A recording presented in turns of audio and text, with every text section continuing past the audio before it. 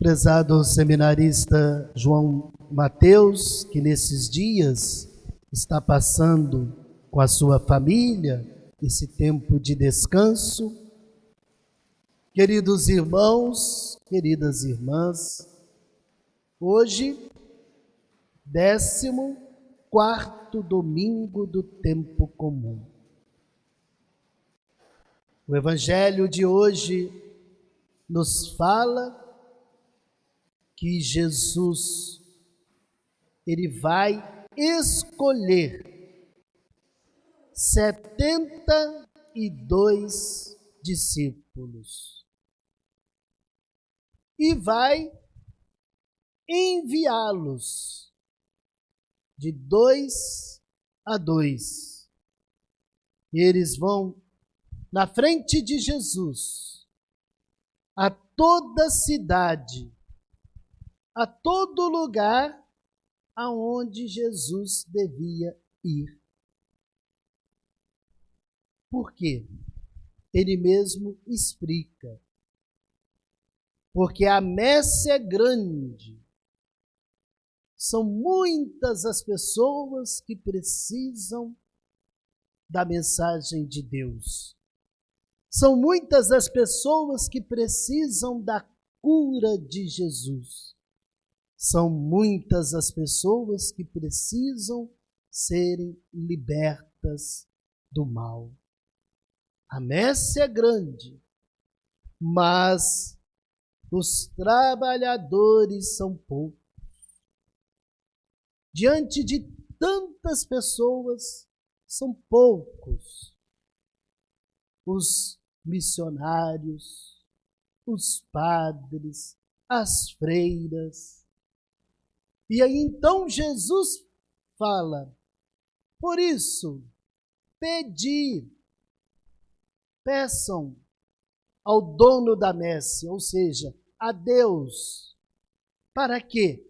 Para que Deus mande mais trabalhadores para a messe.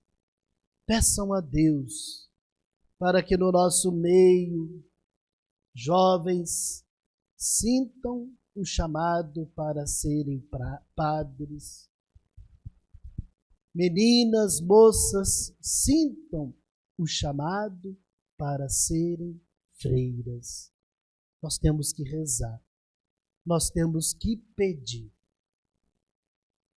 Em seguida, Jesus, ele vai passar para os seus 72 discípulos algumas recomendações. Vejamos as recomendações, são 8. A primeira recomendação, Jesus fala assim, eis que vos envio como cordeiros para o meio de lobos. Não é fácil.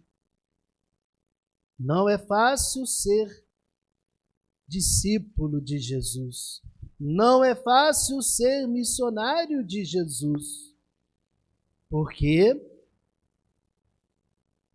tem muitos lobos, tem muitas pessoas más que vão perseguir, fazer maldades contra os enviados de Deus. Eu vos envio como cordeiros no meio dos lobos. Segunda recomendação: não leveis bolsa, nem sacola, nem sandálias. O discípulo de Jesus é pobre, é simples, é desapegado. Não pode querer levar tudo. Lembro direitinho quando deixei a minha casa para ir para o seminário, levei apenas uma mala. E lá no seminário, meu quarto era bem pequenininho, não cabia quase nada. Por isso. Terceira recomendação: não cumprimenteis ninguém pelo caminho. Quarta recomendação: em qualquer casa em que entrardes, dizei: a paz esteja nesta casa. Se ali morar um amigo da paz, a vossa paz repousará sobre ele, senão ela voltará para vós. O discípulo, o missionário, é aquele que leva paz. A paz nas casas. Mas, vocês viram que Jesus falou, se naquela casa não haver um amigo da paz, então voltará para o missionário. Quinta recomendação: permanecei naquela mesma casa, comei, bebei do que tiverem, porque o trabalhador merece o seu salário. O missionário, ele vai de casa em casa, ele come, bebe. Aqui também me faz lembrar, quando eu era também seminarista, às vezes nós íamos para um bairro de uma cidade ou numa cidade e fazíamos visitas. Nós levávamos água benta, rezávamos na casa, íamos de casa em casa. Ô padre, ô seminarista, vocês não querem tomar um café? Tomamos. Ele servia aquele café para nós. Né? Continua as recomendações de Jesus. Sexta: não passeis de casa em casa. Não dá para também visitar todas as casas. Eu lembro também quando nós fazíamos a missão, não tinha como nós visitar todas as casas. Sétima recomendação: quando entrardes numa cidade e fordes bem recebido, comei do que vos servirem, curai os doentes que nela houver, e dizei ao povo: o reino de Deus está próximo de vós. Feliz a cidade que recebe os missionários, os homens de Deus, as missionárias, as mulheres de Deus. Serão beneficiadas as cidades, porque serão curados doentes. Oitava recomendação: mas, quando entrardes numa cidade e não fordes bem recebido, saindo pelas ruas dizei: até a poeira de vossa cidade, que se apegou aos nossos pés, sacudimos contra vós. No entanto, sabei que o reino de Deus está próximo. E Jesus fala algo. Eu vos digo que naquele dia Sodoma será tratada com menos rigor do que essa cidade. Coitada da cidade que faz mal os ministros de Deus. Vocês viram aqui o que Jesus falou. Quando a cidade não recebe bem os ministros de Deus, Jesus falou aí. A cidade de Sodoma, ela foi castigada. Dias atrás nós lemos. Choveu fogo e enxofre. Ela foi destruída. E Jesus fala aqui: eu vos digo que naquele dia Sodoma será tratada com menos rigor do que essa cidade. A cidade que não trata bem os homens, mulheres de Deus, serão castigadas com mais rigor do que Sodoma. Se Sodoma choveu fogo e enxofre, imagine essas cidades. Estas foram as recomendações. E aí então os 72 discípulos saíram de 2 a 2, visitando casas. Esta é a primeira parte do Evangelho. Agora, a partir do versículo 17, temos a segunda parte do Evangelho. Como é que foi a missão dos 72 discípulos? Eles retornaram e que eles falaram? Como é que eles retornaram? Será que retornaram tristes? Diz aí no Evangelho, versículo 17. Os 72 voltaram muitos contentes. Olha aí. Eles voltaram contentes. E aí eles falaram com Jesus: Senhor, até os demônios nos obedeceram por causa do teu nome. Vejam, meus queridos irmãos, sucesso na missão. Os discípulos voltaram contentes. Eles então relataram sucesso, incluindo, a obediência dos demônios. Os demônios obedeceram aos discípulos por causa do nome de Jesus. Então vejam, o poder do nome de Jesus é grande.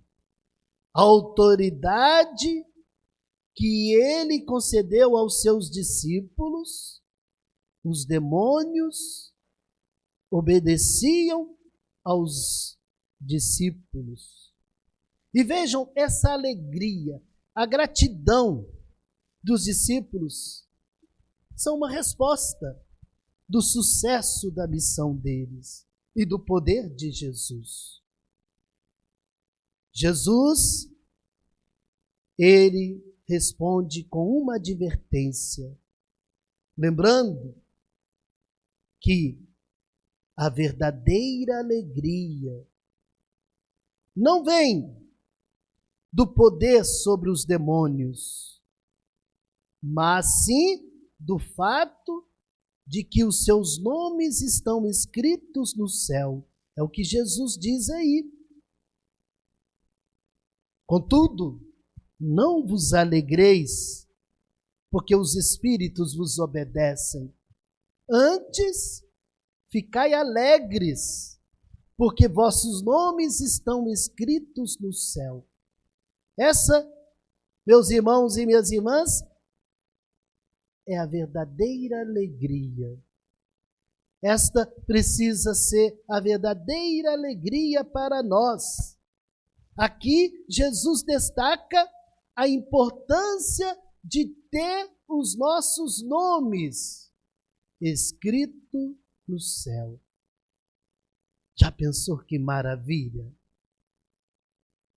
Ter o nosso nome escrito no céu. Numa outra passagem de Apocalipse, o nosso nome escrito no livro da vida. Quando Jesus voltar, vitorioso, se estivermos mortos, ressuscitaremos. Se estivermos vivos, ele vai voltar com o livro na mão, com o nome daqueles que estarão com ele para sempre no céu. Já pensou? O nome nosso? André, Zânia, Marli. Já pensou? O nosso nome escrito? Isso simboliza a salvação. Isso simboliza a vida eterna. Por isso que nessa semana, meus irmãos, nós temos que fazer de tudo para que o nosso nome esteja escrito no céu? Aí você precisa se perguntar: eu estou procurando fazer com que o meu nome esteja no céu? Aqui está dizendo que a nossa prioridade deve ser a relação pessoal com Deus, a nossa salvação. A verdadeira alegria é essa, é saber que o meu nome está escrito no céu. Que quando eu morrer, eu vou para o céu. Já pensou, meus queridos irmãos? Que maravilha! Que bênção! Então nós precisamos ter o foco no céu. O nosso objetivo precisa ser o céu.